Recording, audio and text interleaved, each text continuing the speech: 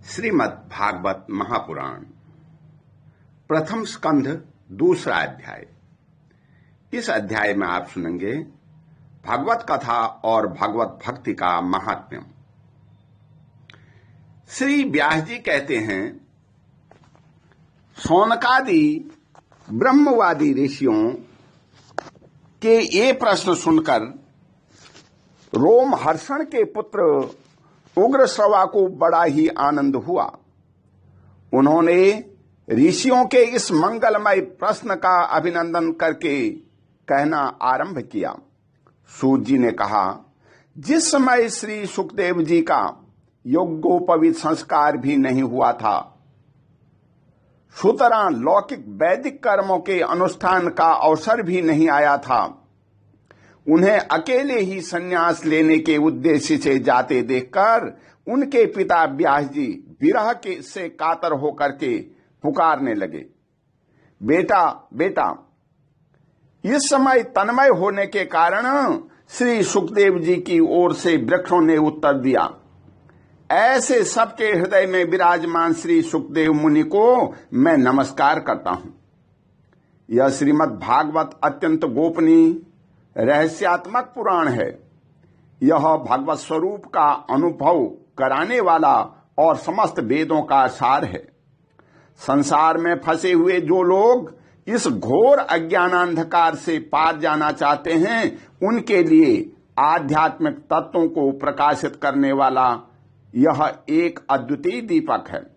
वास्तव में उन्हीं पर करुणा करके बड़े बड़े मुनियों के आचार्य श्री सुखदेव जी ने इसका वर्णन किया है। मैं उनकी शरण ग्रहण करता हूं। मनुष्यों में सर्वश्रेष्ठ भगवान के अवतार नर नारायण ऋषियों को, सरस्वती देवी को और श्री वेदव्यास जी को नमस्कार करके तब संसार और अंतःकरण के समस्त विकारों पर विजय प्राप्त करने वाले इस श्रीमद् भागवत महापुराण का पाठ करना चाहिए। हे ऋषियों, आपने संपूर्ण विश्व के कल्याण के लिए यह बहुत सुंदर प्रश्न किया है, क्योंकि यह प्रश्न श्री कृष्ण के संबंध में है और इससे भली भांति आत्मशुद्धि हो जाती है। मनुष्यों के लिए सर्वश्रेष्ठ धर्म यही है, जिससे श्री कृष्ण के में भक्ति हो। भक्ति भी ऐसी जिसमें किसी प्रकार की कामना न हो और जो नित्य निरंतर बनी रहे। ऐसी भक्ति से हृदय आनंद स्वरूप परमात्मा की उपलब्धि करके कृतकृत्य हो जाता है। भगवान श्री कृष्ण में भक्ति होते ही अनन्य प्रेम से उनमें चित्त जोड़ते ही निष्काम ज्ञान और वैराग्य का आविर्भाव हो जाता है। धर्म का ठीक ठीक अनुष्ठान करने पर भी यदि मनुष्य के हृदय में भगवान की लीला कथाओं के प्रति अनुराग का उदय न हो, तो वह निराश्रम ही श्रम है। धर्म का फल है मोक्ष। उसकी सार्थकता अर्थ प्राप्ति में नहीं है। अर्थ केवल धर्म के लिए है। भोग विलास उसका फल नहीं माना गया है। भोग विलास का फल इंद्रियों को तृप्त करना नहीं है। उसका प्रयोजन है केवल जीवन निर्वाह। जीवन का फल भी तत्व जिज्ञासा है। बहुत कर्म करके स्वर्ग आदि प्राप्त करना उसका फल नहीं है। तत्ववेता लोग ज्ञाता और ज्ञेय के भेद से रहित अखंड अद्वितीय सच्चिदानंद स्वरूप ज्ञान को ही तत्व कहते हैं। उसी को कोई ब्रह्म, कोई परमात्मा और कोई भगवान के नाम से पुकारते हैं। श्रद्धालु मुनिजन भागवत श्रवण के प्राप्त ज्ञान वैराग्य मुक्त भक्ति से अपने हृदय में उस परम तत्व रूप परमात्मा का अनुभव करते हैं।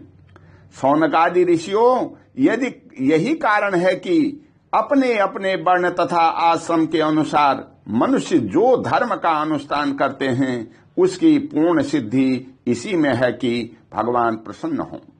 इसलिए एकाग्र मन से भगवत वत्सल भगवान का ही नित्य निरंतर श्रवण कीर्तन ध्यान और आराधन करना चाहिए। कर्मों की गांठ बड़ी कड़ी है। विचारवान पुरुष भगवान के चिंतन की तलवार से उस गांठ को काट डालते हैं, तब भला ऐसा कौन मनुष्य होगा जो भगवान की लीला कथा में प्रेम न करे। शौनकादि ऋषियों, पवित्र तीर्थों का सेवन करने से महज सेवा, तदंतर श्रवण की इच्छा, फिर श्रद्धा, तत्पश्चात भगवत कथा में रुचि होती है। भगवान श्री कृष्ण के यश का श्रवण और कीर्तन दोनों पवित्र करने वाले हैं। वे अपनी कथा सुनने वालों के हृदय में आकर स्थित हो जाते हैं और उनकी अशुभ वासनाओं को नष्ट कर देते हैं, क्योंकि वे संतों के नित्य सुहृद हैं। जब श्रीमद् भागवत अथवा भगवत भक्तों के निरंतर सेवन से अशुभ वासनाएं नष्ट हो जाती हैं, तब पवित्र कीर्ति भगवान श्री कृष्ण के प्रति स्थायी प्रेम की प्राप्ति होती है। तब रजोगुण और तमोगुण के भाव, काम और लोभादि शांत हो जाते हैं और चित्त इनसे रहित होकर के सत्व गुण में स्थित एवं निर्मल हो जाता है। इस प्रकार भगवान की प्रेममयी भक्ति से जब संसार की समस्त आसक्तियां मिट जाती हैं, हृदय आनंद से भर जाता है, तब भगवान के तत्व का अनुभव अपने आप हो जाता है। हृदय में आत्म तत्व रूप भगवान का साक्षात्कार होते ही हृदय की ग्रंथि टूट जाती है, सारे संदेह मिट जाते हैं और कर्म बंधन क्षीण हो जाता है। इसी से बुद्धिमान लोग नित्य निरंतर बड़े आनंद से भगवान श्री कृष्ण के प्रति प्रेम भक्ति करते हैं, जिससे आत्म प्रसाद की प्राप्ति होती है। प्रकृति के 3 गुण हैं, सत्व, रज और तम। इनको स्वीकार करके इस संसार की स्थिति, उत्पत्ति और प्रलय के लिए एक अद्वितीय परमात्मा ही विष्णु, ब्रह्मा और रुद्र, ये 3 नाम ग्रहण करते हैं। फिर भी मनुष्यों का परम कल्याण तो सत्व गुण स्वीकार करने वाले श्री हरि से ही होता है। जैसे पृथ्वी के विकार लकड़ी की अपेक्षा धुआं श्रेष्ठ है और उससे भी श्रेष्ठ है अग्नि, क्योंकि वेदोक्त यज्ञ यागादि के द्वारा अग्नि सतगति देने वाला है, वैसे ही तमोगुण से रजोगुण श्रेष्ठ है और रजोगुण से भी सत्वगुण श्रेष्ठ है, क्योंकि वह भगवान का दर्शन करने वाला है। प्राचीन युग में महात्मा लोग अपने कल्याण के लिए विशुद्ध सत्वमय भगवान विष्णु की ही आराधना किया करते हैं। अब भी जो लोग उनका अनुसरण करते हैं वे उन्हीं के समान कल्याण भाजन होते हैं। जो लोग इस संसार सागर से पार जाना चाहते हैं वे यद्यपि किसी की निंदा तो नहीं करते, न किसी से द्वेष ही देखते हैं, फिर भी घोर रूप वाले तमोगुणी, रजोगुणी, भैरवादी भूतपतियों की उपासना न करके सत्वगुणी विष्णु भगवान और उनके अंश कला स्वरूपों का ही भजन करते हैं। परंतु जिनका स्वभाव रजोगुणी अथवा तमोगुणी है वे धन, ऐश्वर्य और संतान की कामना से भूत, पितर और प्रजापतियों की उपासना करते हैं। क्योंकि इन लोगों का स्वभाव उन भूतादि से मिलता जुलता होता है। वेदों का तात्पर्य श्री कृष्ण में ही है, यज्ञों के उद्देश्य श्री कृष्ण ही हैं, योग श्री कृष्ण के लिए ही किए जाते हैं और समस्त कर्मों की परिसमाप्ति भी श्री कृष्ण में ही है। ज्ञान से ब्रह्म स्वरूप श्री कृष्ण की ही प्राप्ति होती है। तपस्या श्री कृष्ण की प्रसन्नता के लिए ही की जाती है। श्री कृष्ण के लिए ही धर्मों का अनुष्ठान होता है और सब गतियां श्री कृष्ण में ही समा जाती हैं।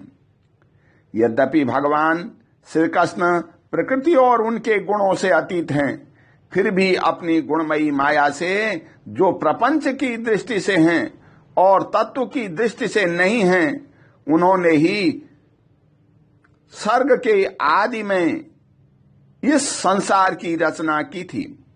ये सत्व, रज और तम तीनों गुण उसी माया में विलास हैं। इनके भीतर रहकर भगवान इनसे युक्त सरीखे मालूम पड़ते हैं, वास्तव में तो वे परिपूर्ण विज्ञानमय घन हैं। अग्नि तो वस्तुतः एक ही है, परंतु जब वह अनेक प्रकार की लकड़ियों में प्रकट होती है तब अनेक सी मालूम पड़ती है। वैसे ही सबके आत्मरूप भगवान तो एक ही हैं, परंतु प्राणियों की अनेकता से अनेक जैसे जान पड़ते हैं।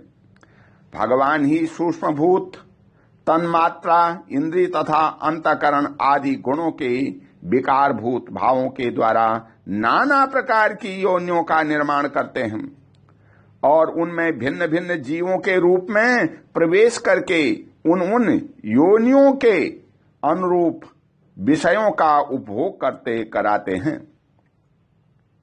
वे ही संपूर्ण लोकों की रचना करते हैं और देवता, पशु, पक्षी, मनुष्य आदि योनियों में लीलावतार ग्रहण करके सत्वगुण के द्वारा जीवों का पालन पोषण करते हैं। ओम शांति।